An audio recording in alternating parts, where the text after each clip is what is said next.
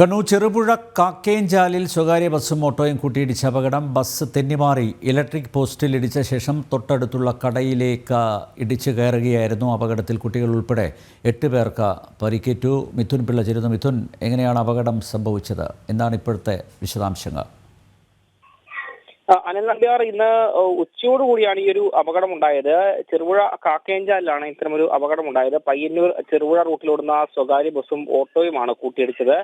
Bus തെന്നി മാറി electric പോസ്റ്റിൽ ഇടിച്ച ശേഷം മറ്റൊരു കടയിലേക്കും ഇടിച്ചു കയറി. ഇന്ന് ഞായറാഴ്ചയാണ്, അതുകൊണ്ട് സൺഡേ ക്ലാസ് കഴിഞ്ഞ് വരുന്ന കുട്ടികൾ സഞ്ചരിച്ച ഓട്ടോയിലേക്കാണ് ഈ വേഗതയിൽ വന്ന ബസ് ഇടിച്ചു കയറിയത്. 6 കുട്ടികൾ ഉൾപ്പെടെ 8 പേർക്ക് പരിക്കേറ്റതാണ് നമുക്ക് ലഭിക്കുന്ന വിവരം. ഈ പരിക്കേറ്റ ആളുകളുടെ ഒന്നും നില ഗുരുതരമല്ല. അവരൊക്കെ തന്നെ പ്രാഥമിക ചികിത്സ നൽകിയ ശേഷം വീട്ടിലേക്ക് മടക്കി അയച്ചിട്ടുണ്ട്. അനിൽ നമ്പ്യാർ. കണ്ണൂർ ചെറുപുഴ കാക്കേഞ്ചാലിൽ സ്വകാര്യ ബസ്സും ഓട്ടോയും കൂട്ടിയിടിച്ച അപകടം. ബസ് തെന്നിമാറി ഇലക്ട്രിക് പോസ്റ്റിൽ ഇടിച്ച ശേഷം തൊട്ടടുത്തുള്ള കടയിലേക്ക് പാഞ്ഞു കയറുകയായിരുന്നു. അപകടത്തിൽ കുട്ടികൾ ഉൾപ്പെടെ 8 പേർക്ക് പരിക്കേറ്റു. മിഥുൻ പിള്ളയാണ് വിവരങ്ങൾ നൽകിയത്.